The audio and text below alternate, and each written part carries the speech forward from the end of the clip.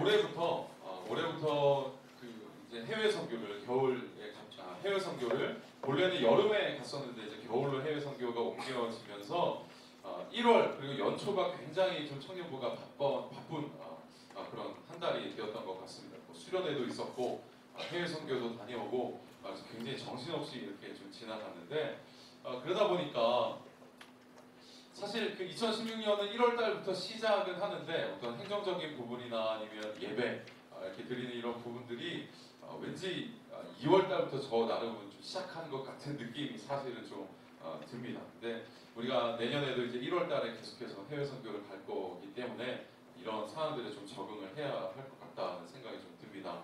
그래서 원래 뭐 1월 달부터 했으면 더 좋았겠지만 오늘부터 이번 주부터 시작해서 올해 청년부의 주제 슬로건이 하나님 나라 거룩한 백성 이 설교 시리즈를 시작하려고 합니다. 올해 주제가 하나님 나라 거룩한 백성입니다. 하나님 나라 그리고 거룩한 백성 이 두 가지 주제를 가지고 있는데 우선은 이 앞부분에 있는 하나님 나라 이것에 대한 이야기를 좀 시작하려고 합니다. 그래서 저는 개인적으로 여러분이 이 하나님 나라가 어떤 곳인지 무엇인지를 잘 이해하고 깨닫게 됨으로 말미암아 여러분의 마음, 또 여러분의 신앙이 더 나아가서 여러분의 삶이 변화되어질 수 있는 그런 기회가 되었으면 좋겠다 하는 마음이 있습니다. 사실은 제가 재작년에 10월 달에 이제 부임해서 바로 이 하나님 나라에 대한 이야기를 좀 했으면 좋겠다 했는데 한 해를 아예 연기해서 올해부터 하기로 이제 작정을 했는데 여러분 이게 굉장히 그냥 한 해 하고 말 주제 정도가 아니라 우리가 앞으로 신앙생활을 해감에 있어서 아주 붙들어야 되는 아주 중요한 주제가 바로 하나님 나라입니다. 그래서 이 말씀을 잘 귀 기울여 들으시고 무엇인지 깨닫고 알아가는 그런 설교 시리즈가 좀 되었으면 좋겠습니다. 자, 우선 제가 왜 하나님 나라를 이렇게 강조하려고 하는지부터 좀 설명할 필요가 있겠습니다. 여러분 하나님 나라 이 말을 들으면 어떤 그 생각들이 떠오르십니까? 사실은 이 하나님 나라라고 하는 말 자체가 우리에게 굉장히 생소한 단어일 수 있습니다. 보통 우리가 잘 사용하는 단어가 아니죠. 하나님 나라. 뭐 가끔 사용하기는 하지만 잘 들어보셨나요? 하나님 나라? 아마 좀 생소한 우리들이 있을 겁니다. 그런데 우리가 이 단어를 어색해한다거나 잘 들어보지 못했다라고 하는 것은 신앙생활을 해가는 우리의 입장에서 보면 어떻게 보자면 좀 비극이라고 할 수 있습니다. 왜 제가 비극이라고까지 이야기를 하냐면 예수님이 전하신 그 주요한 메시지가 사실은 하나님 나라입니다. 예수님이 이 땅에 오셔서 뭐 약 30살 됐을 때부터 공생애를 시작하셨잖아요. 그때부터 이 3년 동안 사역을 하시면서 많은 사람들을 만나시면서 하고자 했던 이야기가 다른 게 아니라 사실 하나님 나라입니다. 그런데 그렇게 우리에게 하나님 나라가 무엇인지를 설명해 주시려고 했는데 정작 이 시대를 살아가고 있는 우리는 하나님 나라에 대해서 잘 알지 못하기 때문에 어떻게 보자면 좀 비극이라고 할 수 있는 것이죠. 자, 우선 그러면 과연 성경에서 이 하나님 나라에 대해서 강조를 하고 있는 게 맞나? 한번 이거를 좀 살펴보기를 원하는데 우선 공간복음서를 한번 좀 살펴보도록 하겠습니다. 특별히 이번 수련회를 다녀오신 분들은 공간복음 하면 이제 뭔지 다들 아시죠? 이제 생각이 다 들어오시죠? 자, 먼저 공간복음서를 한번 좀 살펴볼 텐데 가장 이 복음서 중에서 가장 먼저 기록됐다라고 하는 마가복음을 한번 좀 살펴보도록 하겠습니다. 자, 마가복음은 예수님의 첫 번째 메시지를 담고 있어요. 그러니까 여러분 마태, 마가, 누가, 요한복음 네 복음서가 있잖아요. 근데 네 복음서 중에 마가복음이 제일 먼저 기록된 책이라고 이야기를 합니다. 자, 그 제일 먼저 기록된 책에서 예수님이 가장 첫 번째로 하신 메시지가 오늘 읽었던 마가복음 1장 15절입니다. 자, 그 첫 번째 메시지에서 뭘 이야기하시냐면 이르시되 때가 찼고 하나님의 나라가 가까이 왔으니 회개하고 복음을 믿어라. 이렇게 이야기를 합니다. 이 문장에서 주어가 옵니다. 주어는 하나님의 나라입니다. 하나님 나라가 주어이죠. 그러면 이 마가복음은 이제 이 이야기를 담고 있는데 제가 마태복음을 한번 좀 살펴보죠. 자, 마태복음에 보면 예수님의 복음 선포 사역이 시작되는 구절이 4장 23절입니다. 자, 4장 23절에서 예수님이 첫 번째로 복음 사역을 시작하시면서 하신 말씀이 뭐라고 기록을 해놨냐면 예수께서 온 갈릴리에 두루 다니사 그들의 회당에서 가르치시며 천국 복음을 전파하시며 백성 중에 모든 병과 모든 악한 것을 고치시니 이렇게 마태복음이 기록합니다. 그러니까 예수님이 사역을 시작하실 때 무엇을 하셨는가를 요약한 말씀이 바로 4장 23절인데 여러분 마태복음은 4장 23절부터 해서 이제 9장까지 예수님의 그 사역 행적들을 기록하고 있어요. 특별히 복음전도 사역하신 그 내용들을 9장까지 기록하고 있는데 그 시작할 때 메시지가 천국 복음을 전파하시며로 시작을 해요.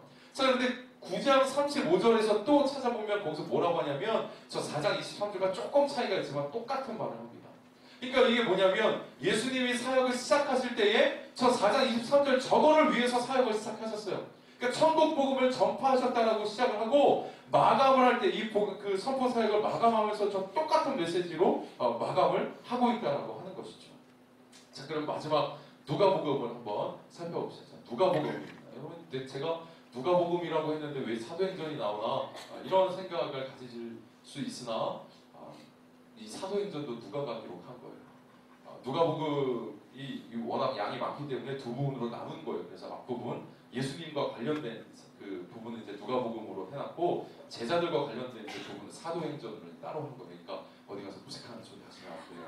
사도행전도 누가가 쓴 겁니다. 그러니까 이 누가가 쓴 이 글을 보면 여러분 누가는 예수님의 마지막 행적을 기록한 그 마지막 행적이 뭐겠어요? 십자가에 달려 돌아가셨다가 이제 부활하신 이후에 그 마지막 그 40일 동안의 행적을 이제 이렇게 기록을 해놓은 겁니다.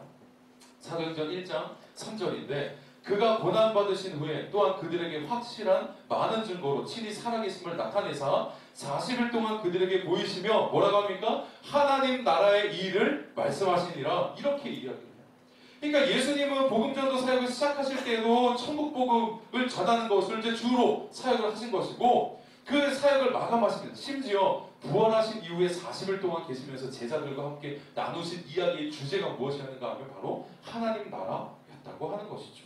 자, 이렇게 보자면 복음서 저자 이 세 명이 공통적으로 말하는 것은 무엇일까요? 하나님 나라. 예수님이 이 땅에 오셔서 우리에게 가르쳐주시고 싶으셨던 것이 하나님 나라였다는 거예요. 제가 대표성 있는 몇 구절만 살펴봤지만 여러분 이제부터 여러분이 하나님 나라라고 하는 이 단어를 머리에 잘 염두에 두시고 복음서나 아니면 신약성경을 읽어나가기 시작하시면 꽤 많이 이 하나님 나라라고 하는 단어가 사용되고 있는 것을 여러분 확인하실 수 있을 겁니다. 그럼 제자들을 한번 볼까요? 자, 예수님은 저렇게 하셨다면 제자들은 어떻게 했는가? 제자들이 전하려고 했던 주제도 마찬가지로 여러분 하나님 나라였습니다. 사도행전 8장 12절에 보면 이제 사마리아로 가서 복음을 전하였던 이 빌립, 예수님의 제자였던 빌립의 상황을 이렇게 이야기합니다. 한번 좀 보여주시죠. 보여주셨나요? 네. 자, 빌립이 이제 이런 그 사도행전 8장 12절에 이렇게 기록합니다. 빌립이 하나님 나라와 및 예수 그리스도의 이름에 관하여 전도함을 그들이 믿고 이렇게 시작합니다. 그러니까 빌립이 그 원래 사마리아 땅으로 유대인들은 잘 가지도 않았어요. 그런데 예수님의 명령을 쫓아서 사마리아 땅으로 간 거예요. 그래서 거기서 뭘 전했어요? 하나님 나라의 일을 전한 거예요. 빌립이 전했던 이 메시지의 주제도 하나님 나라였고 이제 제자였기 때문에 예수 그리스도에 관하여서 이야기를 하기 시작했다는 것이죠. 또 마지막으로 하나만 더 봅시다. 자, 이제 신약 성경 하면 대표적으로 이제 나와야 되는 사람이 있죠. 자, 바울 사도도 마찬가지입니다. 자, 바울 사도도 이 사도행전 19장 8절에 보면 이렇게 이야기합니다. 바울이 회당에 들어가 석 달 동안 담대히 하나님 나라에 관하여 강론하며 권면하네. 이렇게 이야기합니다. 바울 사도가 했던 일이 뭐냐면요. 왜 우리 영화 이런 거 보면 왜 이소룡 나오는 영화 보면 왜 도장 깨기 이런 거 하잖아요. 도장의 고수들 이렇게 찾아다니면서 다 거기 이렇게 도복 하나 이렇게 메고 들처럼 메고 가가지고 거기 고수랑 싸워서 이기면 평정하고 그런 거 바울 사도도 대강 비슷하게 그렇게 했어요. 유대인들이 보통 모여있던 곳이 회당이었어요. 회당. 그 회당들마다 찾아가서 했던 일이 뭐냐면 야 우리 이야기 좀 해보자 라고 이제 토론을 벌이는 거예요. 그러면서 했던 이야기의 주제가 하나님 나라였다고 하는 것입니다. 여러분 이렇게 하나님 나라라고 하는 주제는 예수님과 제자들이 전했던 주요 메시지예요. 그러니까 이 주요 메시지를 빼놓고 우리가 다른 것에 관심을 갖는다는 게 이게 우리가 지금 제대로 신앙생활을 못하고 있다는 얘기예요. 그러니까 우리가 신앙생활을 함에 있어서 우리의 근간을 이루어야 할 주제가 하나님 나라입니다. 그럼 이게 매우 중요한 것이죠. 그런데 아까도 이야기한 것처럼 우리가 신앙생활을 해오면서 이 하나님 나라라고 하는 말 자체를 우리가 너무 생소하게 여길 만큼 우리가 이것에 대해서 잘 알지를 못하고 있는 것 같아요. 자, 그리고요 우리 은혜야 졸리죠? 좀 굉장히 더워 지금. 자, 그럼 제가 이제 두 번째 주제로 좀 넘어가 보겠습니다. 여러분, 제가 말했던 것처럼 이 하나님 나라라고 하는 말, 이 주제가 굉장히 중요한데 왜 우리는 그럼 그동안 몰랐을까? 이렇게 중요하다고 하면서 왜 우리는 잘 몰랐을까? 저는 여기에 두 가지의 원인이 있다고 봅니다. 첫 번째 원인은 성경에서 명시적으로 하나님 나라를 설명하지 않아요. 그러니까 예수님이 딱 오셔서 이러면 얼마나 좋아.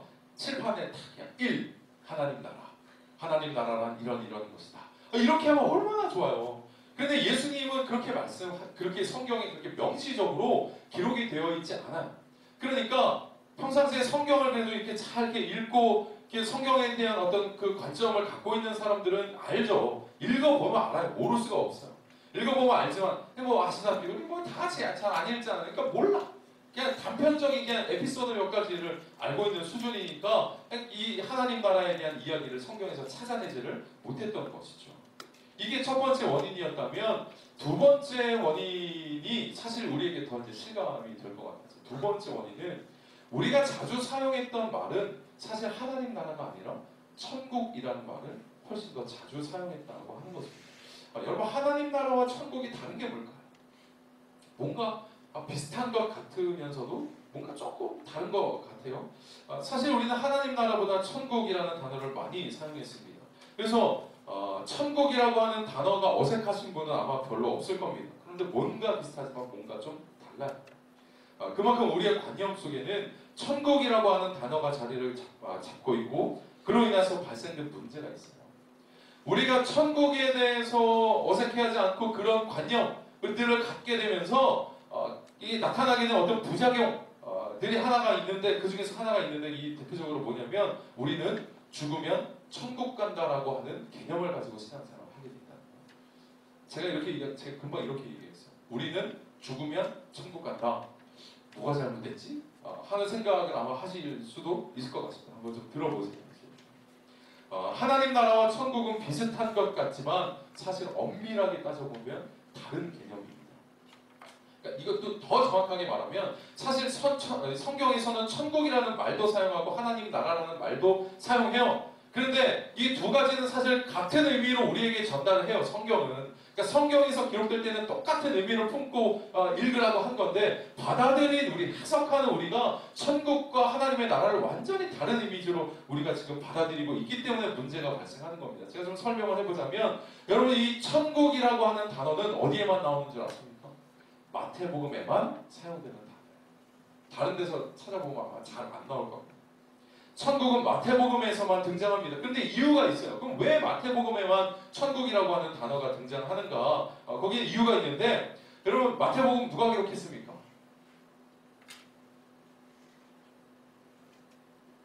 마태복음 누가 기록했습니까? 마태가 기록했죠.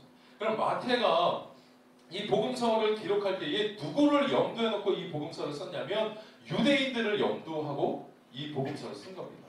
그러니까 여러분, 왜 책을 쓸 때도 그렇잖아요. 영유아를 대상으로 쓰는 책이 따로 있고 성인들을 대상으로 하는 책이 따로 있듯이 마태가 이 복음서를 쓸 때 내가 이 책을 써서 좀 유대인들에게 좀 읽혀야 되겠다 라고 하는 목적을 가지고 썼던 거예요. 여러분, 근데 여기에 이제 하나 문제가 있는데 유대인들을 위해서 복음서를 쓸 때 뭘 유의해야 되겠어요? 그들이 거부감 없이 부담감 없이 잘 읽을 수 있도록 배려해야 되잖아요. 그 배려하는 차원에서 했던 게 뭐냐면 하나님 나라가 아니라 천국이라고 하는 단어를 사용한 거예요. 그럼 왜 그랬냐면 유대인들은요, 하나님이라고 하는 말을 입 밖으로 꺼내지 못했어요. 이게 무슨 말인지 아시겠나요? 하나님이라고 하는 말을 입 밖으로 꺼내지 못해요. 너무 거룩하기 때문에. 그 이름이 너무 거룩하기 때문에 감히 내가 하나님의 이름을 부를 수 없다라고 했던 거예요. 그래서 글로 쓸 때에는 그들은 이제 하나님 야훼라고 부르잖아요.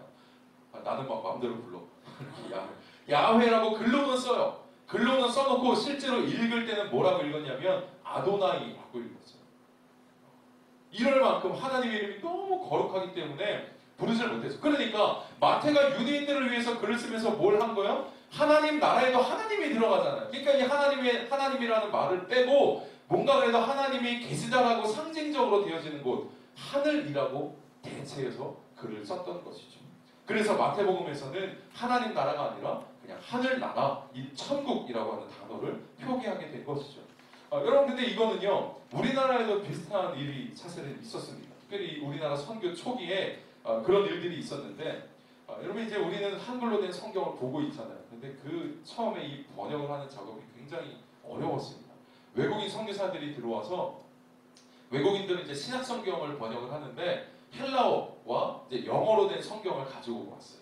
그리고 이제 조선 사람들 중에 이제 몇 사람은 한문으로 된 성경을 이제 한문으로 된 성경을 이제 중국에서 들어온 성경을 구해다가 이제 이것을 같이 대조하면서 이제 번역을 했던 겁니다. 한 구절씩 했던 겁니다. 자, 그래서 우리가 읽고 있는 지금 한글 성경이 지금 탄생하게 된 건데, 여러분 이 사진 하나 좀 보여주시죠. 이게 잘 보이시나요 지금? 잘 보이시나요? 저걸 보시던 여기를 보시던 잘 보시고, 여러분 여기에 한 가지 특징이 있습니다. 좀 이상하다라고 보여지는 게 차지 있는데 이게 잘 보여야 되는데 잘 안 보일 것 같긴 하지만 혹시 뭐가 좀 이상하다고 느껴지시는 게 있나요?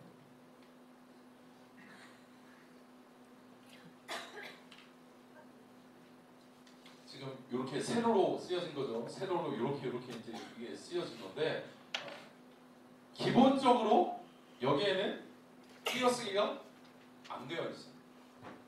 기본적으로 띄어쓰기가 안 되어 있는데 근데 이거 타이밍이 안 왔어. 이게 뭐 쿵짝이 맞아야지. 됐어. 보여줬잖아 이미. 띄어쓰기가 기본적으로는 안 되어 있는데 가끔 보면 띄어쓰기가 되어 있는 부분이 있죠. 여기에 특징이 뭡니까? 공통적으로 이 특징이 뭐야? 띄어쓰기가 되어 있는 부분은 하나님, 뭐 예수님, 여기 이제 천주라고 되어 있는 천주를 말해요. 하늘 아버지 천주. 뭐 이런 말이 이제 들어가 있는 부분에는 한 칸씩 띄었던 거죠. 그러니까 이게 뭐냐면 이게 대두법이라고 하는 건데 이게 옛날에 그러니까 왕의 이름을 쓸 때에도 똑같이 이렇게 했어요. 그러니까 그때 당시 조선 사람들이 할 수 있는 최고의 존경의 표시가 이 글을 쓸 때 뭐였냐면 그 아주 존경을 표해야 될 대상의 이름이 나오면 그 이름 다음에는 한 칸씩 띄고 했고 심지어는요 그 이름을 하나 딱 쓴 다음에 글을 멈춰. 그다음에 탁 절을 해. 절하고 일어나서 쓸 만큼 그랬다는 거예요. 여러분 마찬가지입니다. 마태가 하나님 나라가 아니라 천국으로 표현한 것도 마찬가지예요. 유대인들의 정서를 고려해서 하나님이라고 하는 단어를 최대한 사용하지 않고 마태복음을 기록한 겁니다. 그래서 찾아보면 마태복음에는 딱 4번 하나님 나라라고 하는 말이 나와요. 그것도 이제 피치 못하게 꼭 써야 할 부분에만 나오는 것을 볼 수 있고 나머지는 천국이라고 하는 단어를 사용한 겁니다. 여러분 그래서 우리에게 익숙한 단어가 이제 천국이 되었는데 여기에서부터 문제가 발생합니다. 여기에서부터 넘기면 돼. 지금이요. 자, 천국 이해에 대한 문제점이 하나 발생하게 되었어요. 그러니까 하나님 나라보다 천국이라고 하는 단어가 우리에게 더 익숙해지다 보니까 우리가 뭐라고 생각하냐면 신앙생활을 우리는 그냥 죽어서 천국에 가는 거라고 생각해. 신앙생활. 천국이 뭐야? 풀었으면 하늘 나라잖아요. 그러니까 우리가 이 땅에서는 예수님 잘 믿고 있다가 그 믿음을 붙들고 있다가 죽으면 천국이라고 하는 곳을 가는 거라고 생각해. 이게 신앙생활이라고 생각해.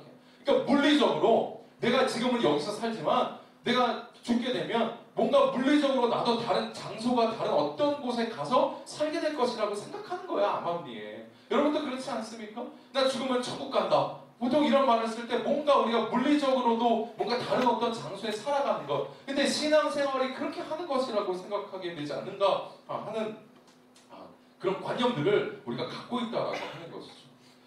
여러분 성경이 정말로 우리에게 이런 것을 가르쳐줄까?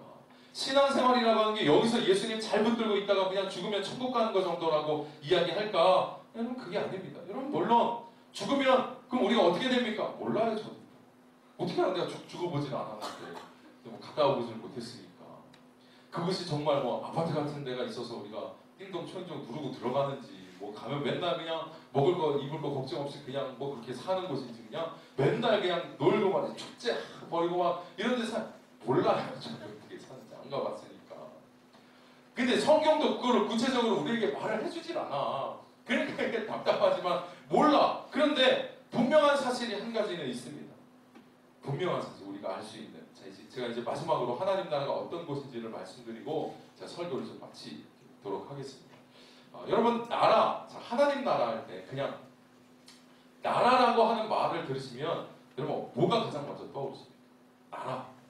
그냥 뭐 미국도 나라고 대한민국도 나라고 일본도 나라잖아. 자, 그런 나라라고 하는 말을 들으시면 뭐가 떠오르십니까? 어떤 사람은 영토를 떠올리는 사람도 있을 것이고, 아니면 그 나라에 살고 있는 사람들이 생각나는 사람들도 있을 것이고, 아니면 거기를 통치하는 뭐 대통령 뭐 이렇게 생각이 들 수도 있을 것입니다.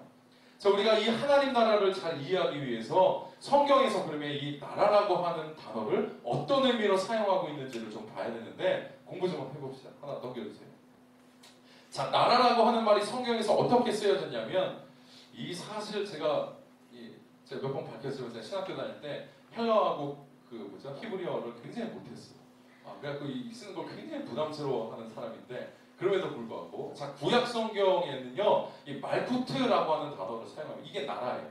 말쿠트라고 하는 단어를 사용하고 이 히브리어로, 그러니까 신약 성경은 헬라어로 기록이 되어 있는데 바실레이아라고 하는 단어를 사용하고 있습니다. 그럼 뭐 구약 성경과 신약 성경은 물론 당연히 단어가 이제 언어를 다르게 썼으니까 다른 단어를 쓰고 있지만 저 두 단어가 의미하는 것은 사실은 똑같아요. 의미하는 것은 똑같아요.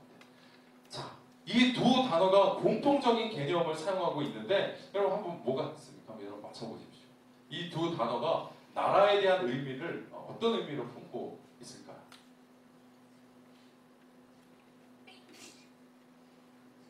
네. 앞으로 재채기를 할 때 좀 더 시원하게 해주셨으면 좋겠습니다. 답답해요. 여러분 몇 번 같습니까? 3번. 난 3번 아니다 하시는 분 혹시 계신가요? 예, 태연이 2번. 진구는 2번. 그래요. 예. 두 사람이 동시에 틀렸습니다. 이 바실레이아와 이 말쿠트는 어떤 의미로 쓰여졌냐면 정답은 3번과 4번입니다. 3번과 4번. 그러니까 구약 성경과 신약 성경, 이 성경이 기록될 때 그 당시에 살고 있었던 사람들은 나라라고 말하면 뭘 떠올렸냐면 통치적인 개념, 그리고 누가 다스리는가, 이런 이미지를 떠올렸다라고 하는 거예요. 그러니까 자연스럽게, 그러니까 그들에게 하나님 나라라고 그들에게 이야기하면 그들은 자연스럽게 어떤 이미지로 떠올려요? 그럼 하나님 나라가 물리적으로 어디에 있는 거예요? 어디에 있는 장소예요? 뭐 어떻게 가는 거예요? 이런 이미지를 떠올린 게 아니라 하나님 나라라고 하면 하나님이 다스리시는 나라이구나, 이렇게 생각을 했다는 거예요. 하나님이 통치하시는 나라이구나, 그럼 그 나라는 하나님의 영향력 아래서 살아가는 나라이구나, 이렇게 자연스럽게 생각을 했다는 것이죠. 자, 그러면 이렇게 보자면 우리의 천국에 대한 이해와 조금이 아니죠. 사실 많이 차이가 나는 부분이 있습니다. 그러니까 우리는 그냥 관념상 죽으면 천국에 간다라고 생각하잖아요. 장소적인 개념으로 우리는 너무 생각하고 있었는데 여러분 그게 아니라고 합니다. 우리가 생물학적으로 죽으면 물리적으로 공간이 이동돼서 물리적인 어떤 공간에서 살게 된다라고 하는 이런 이미지가 아니라고 하는 거예요. 자, 근데 성경에서 말하는 하나님 나라는 하나님이 주인된 나라가 중요한 거예요. 그게 어디 있냐가 중요한 게 아니라 하나님이 통치하고 있다가 훨씬 더 중요한 개념이라고 하는 겁니다.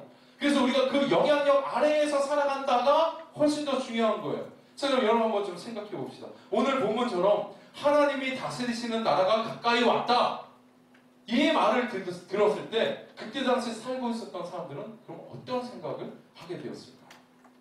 어떤 생각을 하게 되었을까요? 만약에 이게 공간적인 개념이 훨씬 더 중요한 거라면 예수님이 그렇게 이야기를 하셨어야 되는데 그렇게 말씀하시지 않았어요.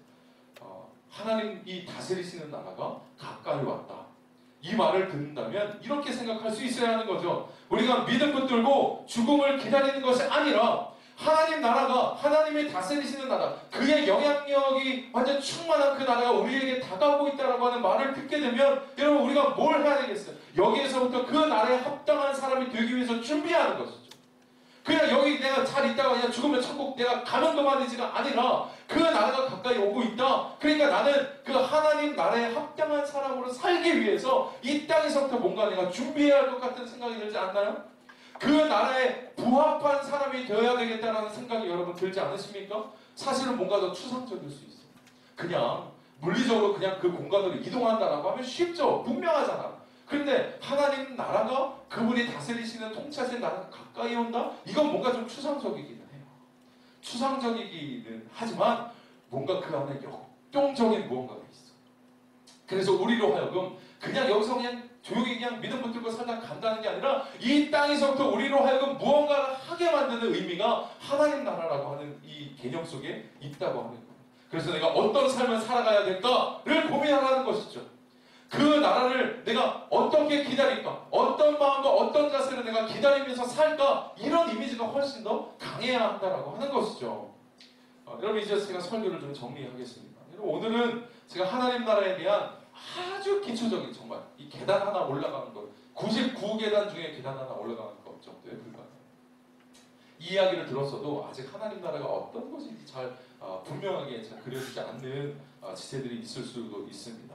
그러나 이제부터 몇 주 동안 계속해서 이 하나님 나라가 어떤 곳인지 계속해서 이야기를 할 겁니다. 특별히 예수님이 말씀하신 여러 비유가 있잖아요. 그 여러분이 대다수 알고 있는 그 비유들은요 다 하나님 나라에 대한 비유입니다.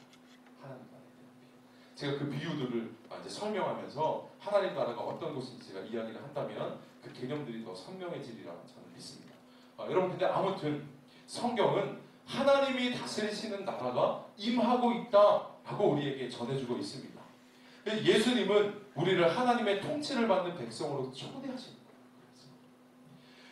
예수님이 오셔서 하신 아주 중요한 사역 중에 나를 믿어야 아버지께로 갈 수 있다. 그래서 우리가 십자가를 믿어야 구원받는다. 여러분 이것도 아주 중요한 축 중에 하나인데 제 생각에는 우리가 십자가를 믿고 구원받는 그 개념보다 훨씬 더 상위에 있는 개념은 하나님 나라에 대한 개념인 것 같아요.